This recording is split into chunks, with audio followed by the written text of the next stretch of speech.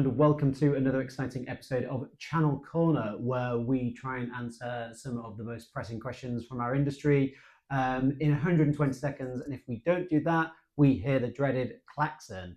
So today, what are we talking about, please, Olivia?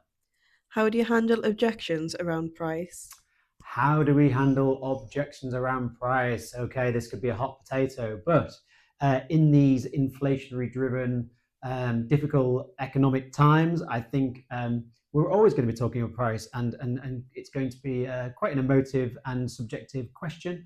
But I think, in fact, what we try to do, because price is only one of the elements of what we deliver, I think we try and flip this on its head and say, actually, let's try and have a conversation about value, because as much as our customers, as much as our vendors, and as much as us as individuals try to, commoditize a unit and a price for that unit, actually what we deliver consists of quite a lot of things. So let's think through this together.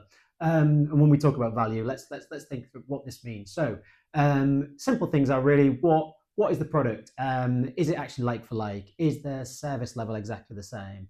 How long is the contract? Is the price fixed through that contract, or is it going to have inflationary price pressures during the fixed term?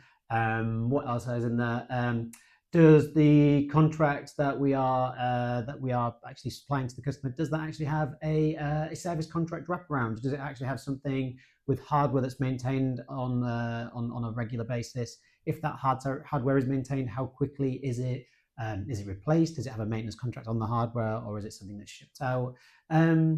Also, what about the SLA? So if the product comes with an SLA, what happens? How strong is the SLA? How often is it hit?